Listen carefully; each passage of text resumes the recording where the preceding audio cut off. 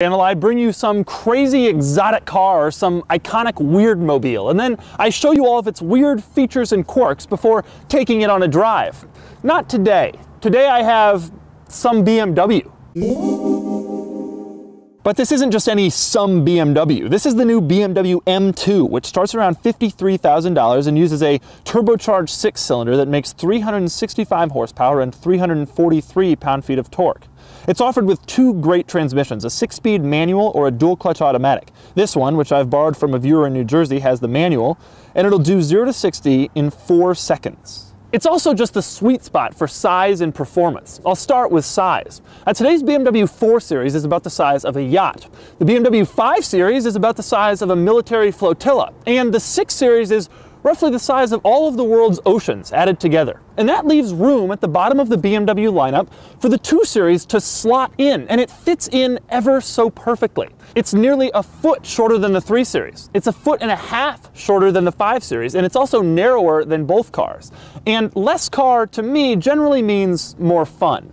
And then there's performance. M3 and M5 and AMG people have gotten so excited about cars with 500 horsepower and 600 horsepower and 9 million horsepower that they've never stopped to actually think about whether they want that much power. I swear all these increasing horsepower numbers are just so that people can brag to other people about how much horsepower their car has, because you can't actually use it on the street. But with this car, with 365 horsepower, you can use every bit of it, and you can have fun the entire time. There's also another reason I've decided to drive the M2 today instead of some crazy expensive exotic car.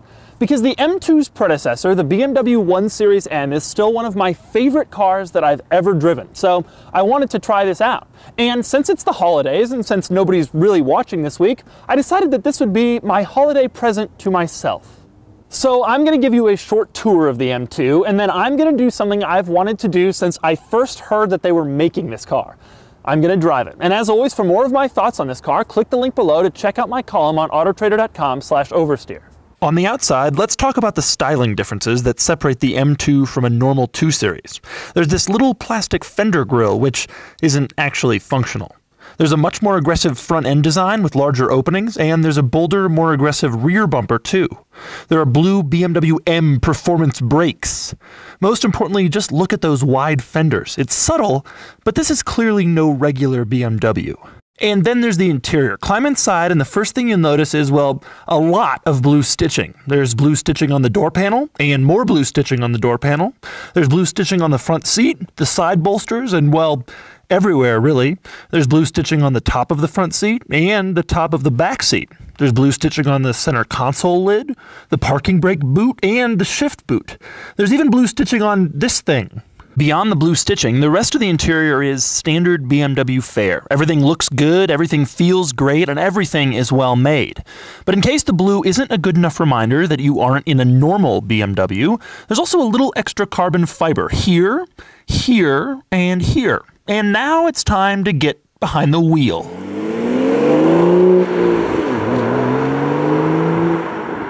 It already just feels so good. The transmission is just, the shift lever and everything is so nice. It's so smooth, and it just slots right into gear.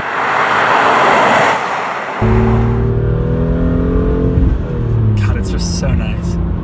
It's so nice. It doesn't feel at all floaty. You drive down the street, I feel like I'm in total control of it. The transmission just feels so good. The clutch is super linear. One of the things that really upset me about my Aston was there was sort of a kink to the clutch.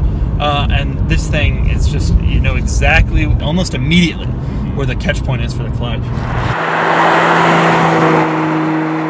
And even just a little bit of wheel movement. It's a little over-assisted, but like, it's so tight. Like, it's just so, the second you turn the wheel. I mean, that's the thing about this car. This car is just so tight in every way. Like, it's just, it's as much size as they needed. That's the coolest thing about it to me. I just love how small it is. The smaller the car is, the more tossable it is.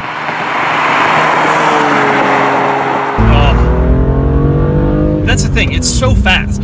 It might not be fast in comparison to like a 488 or whatever, but a 911 turbo, but what do you need? I just love going through the gears. Yeah. There are some stick cars where it's a chore, and there are some stick cars where it's just a total joy.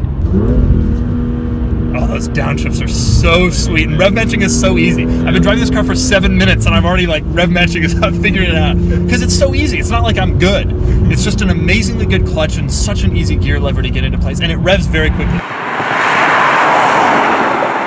So the ride's a little harsh. Oh yeah. And so this doesn't have adjustable suspension, which means that this is kind of the ride you're dealing with. The heated steering wheel is the greatest invention in the history of the automobile. An auto blip too on the downshift. Oh, does it?